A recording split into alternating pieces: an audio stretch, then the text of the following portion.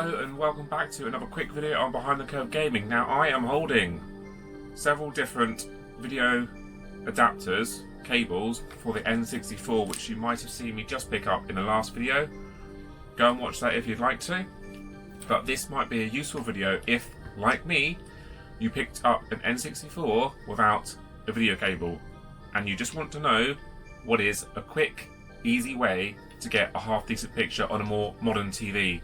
Now I'm using an older TV, but it's not a CRT, it's still a widescreen, typically HDMI connected TV. So I purchased a cheap $3.99 Chinesium, a slightly more expensive S-video cable which actually said it had some resistance built in, and I came across a cheap HDMI adapter. Now, watching the video, I just kind of like test it live as it were, switch it out and just play a few minutes of Star Wars Episode 1 Racer. So yeah, it's around 10 minutes of me just swapping these cables out and gradually going to see the difference in video. There's a difference for each one.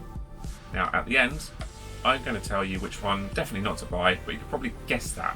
But yeah, this might be a really useful video for anyone who's just wondering, what cable am I supposed to get? Does it matter? It does matter, and I'm sure there are way more expensive options out there, but if you just want to get started, just keep on watching. Cool. Okay, so you join me for a little small interim video. Yeah, noises, good. I now have 3 cables for this N64 console. The little cheapy Chinesium off of Amazon for $3.99. I'll turn this down just because of Disney and the copyright in this. And it is awful. So at first I was like, is this what it's supposed to look like? This is bad. And I did a very small amount of research. Look, it's not in the right aspect ratio straight off the bat. It's not adapted itself to the screen right or anything like that. That might just be the TV, whatever, that's fine. But you can barely read that. That's awful. That truly is awful. Now let's go for a bit of free play. So I did a small bit of research, right? I want to know what the best solution is, the best value solution. Basically saying, you know, what's the deal here? Will any cable do, or do I need a specific cable? Is there a Go 4 cable? What is the setup? Now I've looked at some videos, you know, that you can obviously go for like retro tinks and all that kind of business, and that's loads and loads of money. I don't want to sink a load of money into a new console, which generally divides opinion in the first place as to whether I want to collect for it, right? Look how washed out this is, look how bright it is. Now this seems to be quite a good test because it's such a bright environment anyway, but I should be able to see better than this, and the resolution is absolutely freaking awful.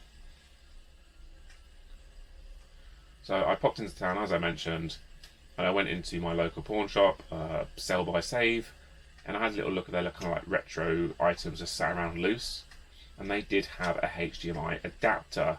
Now it was a Keiko branded, which is what I have for my PS2. It's like a £15 PS2 adapter that you plug into, and as far as I'm aware, that's like a decent kind of like little go-to adapter. I looked up on the website, on the Keiko website. It does not pretend to be any sort of, look, this bit especially, where it's supposed to be bright, but I should be able to see where I'm going. It's practically impossible to play the game. On the website for this adapter, it's like a SNES N64 GameCube, because they all use the same multi-out, right? It's basically, it doesn't say it does anything. It doesn't upscale, it doesn't do anything better. It is literally, it just gives you the option to plug in the HDMI. That's all it says. And a day before that, I'd ordered on eBay. Again, it's very similar to Amazon, a ton of cheap cables, nothing popping out of me saying, here's, you know, actually a decent 15-20 quid cable. They were all just cheap options. One popped out for £8, and it actually said it had like built-in resistance to avoid washing out. None of the others listings, or at least in the titles, appear to even mention that. So I thought, okay, I'll go for that cable. It's like £8-9. And we'll have a go at that cable. So this is the cheap Chinesium Composite, I think it is. The red, yellow and white cable is awful. Well, I think we can see that it's awful, right? I've been having issues with this console just turning on in the first place, and I do think it's like a dirty slot locator, whatever the hell it's actually called, the receiver for the cartridge. Right, so here's the S-Video one on. I didn't touch the TV. We're still in AV3, there we go. Well, technically it's S-Video, so do I need to change anything? Give me a second. S. There we go, so it is on AV3 S-Video as well. Awesome, so outputs to both. Now, I've also read that some of these cheap cables that say they're S-Video aren't anything more than just composite anyway. There's nothing extra in this S-Video, it's just for the sake of saying it's S-Video. So it's a minefield, this is. But all these old retro consoles that have got their own individual proprietary power supplies, leads, do this, do that, especially when it's just cheap stuff.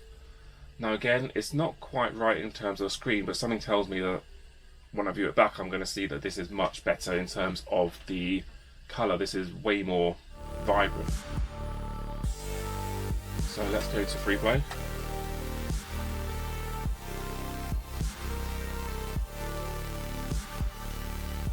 I want to say this is slightly better quality. So this is the first time me trying this.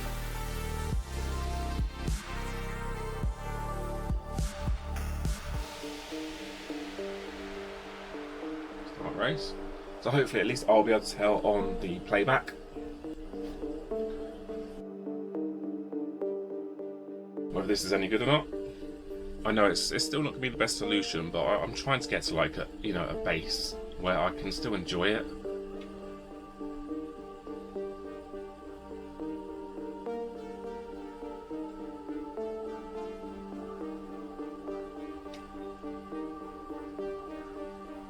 I need a remote for my TV so I can actually change things. I do have a remote, but it just doesn't seem to work properly.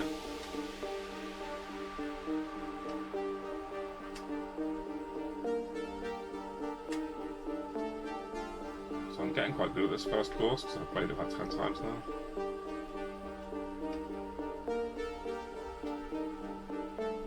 Now to me this still looks awful, but obviously it's of its time, right? It's like late 90s whenever the hell it came out.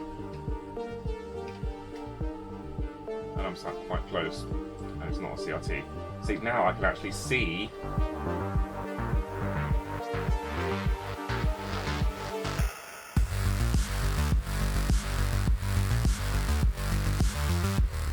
what's in front of me. I can see that there's a track. Forgive me crackling, but I can see there's a track. Now I know this is obviously supposed to be the bit where it gets all a little bit bright lens flare-y, to the point where apparently I think you can turn that off in the options. But for the sake of actually just drawing this lead, I can actually see what I'm doing. I can read how fast I'm going. If it was in the right aspect, I'll be able to see what lap I'm on, position. I can see the track. And I might be able to just about see enough the character that I'm actually using, which is nice. So again, wipe that off, take this out. Now, the HDMI. Let's have a go with that bad boy. So yeah, this is just literally a Tyco adapter. There is no external power, which is why I don't think it claims to do anything in particular apart from give you the ability to log into modern displays. Now, this being an old display, I don't need to worry about that because I have all the inputs that I need. Is it HDMI 2? Yeah, there you go. And I think this at least nails the aspect because it's HDMI. It kind of like automatically configures it for you.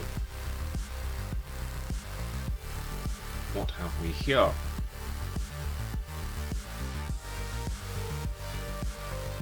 So I still need to get a controller pack. That's what they call the like save memory card, isn't it? But I also had one of those retro bit tributes in for like 20 quid, and I think that's good actually.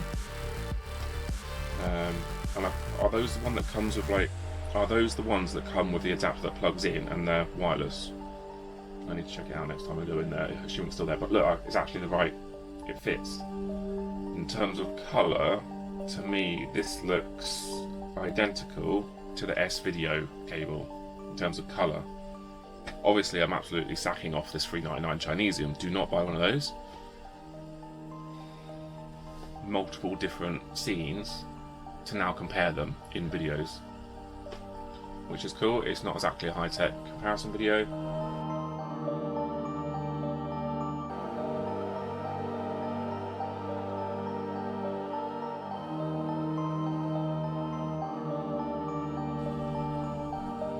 But I've got something now, and at least I can look at these and decide. It's probably going to end up being the HDMI because it's got the vibrancy there, and I think it's... Do you reckon that's another resolution up on the S video? Or was it just because it's actually kind of like scaled correctly to my screen? Because that I can actually see everything properly. But for ease of obviously plugging something in, I might as well just have that HDMI adapter, because I don't think I'm losing anything here, at least over your traditional Composite S video. Now please again, let me know if there is something else I can get. This HDMI adapter was £10. That S video lead was like 8 off eBay. The Chinesium was $3.99. Now I'm probably just going to keep hold of the S video just in case, because again, these things are still compatible with the SNES and GameCube, as well as the HDMI adapter obviously, and that's probably what I'll keep plugged into this for now. I want to give the original a go. I think that's only fair for me to give this new system to me a go with its original hardware, original controller, to see what the experience would have been like. Now this probably would look better again on a CRT, obviously that's what they're made for. I think that'll about do us. And there we have it. I've just tested the gameplay, kind of live, tested it, changed them out. I mean, went, you know, cheap S-video cable to HDMI adapter. Now, straight off the bat, I can tell you, don't bother with the cheapy, crappy cables off of Amazon or eBay or whatever. At the time, I just didn't know. The guy that's selling me the console pack forgot to put the cable in. He offered to buy me one from Amazon on Amazon Prime, $3.99, and I just said, "Oh, is the cable just a generic one?" And he said yes. So it might not have been this one, but don't buy. Well, this one in particular, I guess. It's bloody awful. There's clearly no. I think it's supposed to be shielded. The build quality's not there, so you get interference. It's washed out. It's horrendous. It's really bad. It looks worse than it does on camera. Trust me, it does. Do not buy this. I then went on to eBay, and I was just going through the listings. Now, there's a ton of cables, there's loads of HDMI outs and adapters, this, that, and the other. But I just wanted to look for an S-video, just kind of like your standard connection, rather than an adapter first of all. Now, I believe off of eBay this was around £8. Funnily enough, I'm pretty sure it's an Amazon dropshipper, because it then arrived the next day in Amazon packaging. Doesn't really matter.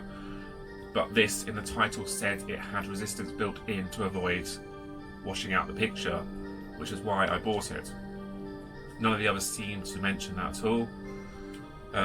And yeah, as you saw, I got what I assume is way closer to the natural look of the N64. I got way more colour, way more vibrancy, and I could see much more of what was going on. Really not bad at all. If you can get one of these, then yeah, it's fair enough. Just make sure the listing says it has some sort of built-in resistance or shielding or whatever, and that will probably be kind of your standard. That'll probably be kind of your standard picture quality there, but at least you're not getting a terrible downgraded one.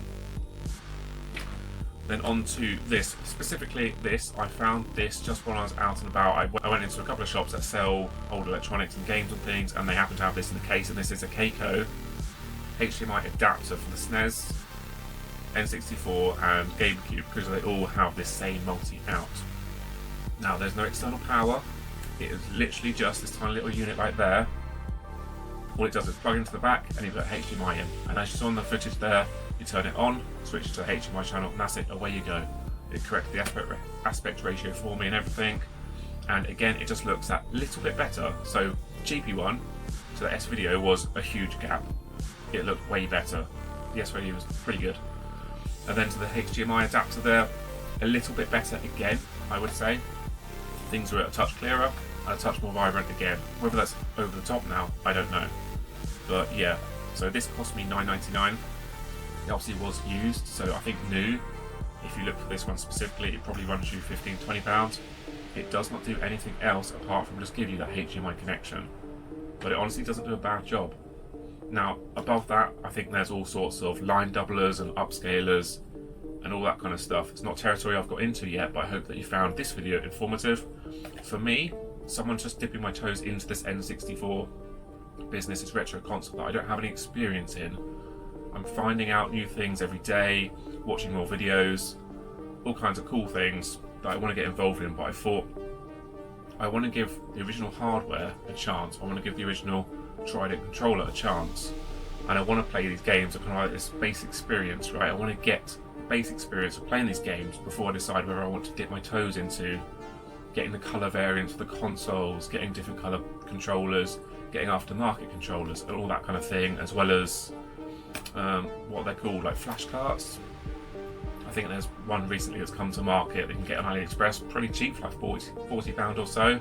That's got loads of stuff loaded and it looks really, really good. Me, I'm typically more of a physical collector, but yeah, this was very much it aims at a budget way of getting a half decent picture on a more modern TV than there would have been at the time, and being able to get a half decent playing experience. In future, I would very much like to do a more side-by-side comparison and check. Maybe when I look to upgrade again to something more expensive possibly, we might get there. We probably will. So yeah, please like, comment, subscribe. Please look out for future videos, and I'll see you in the next one. Thank you very much.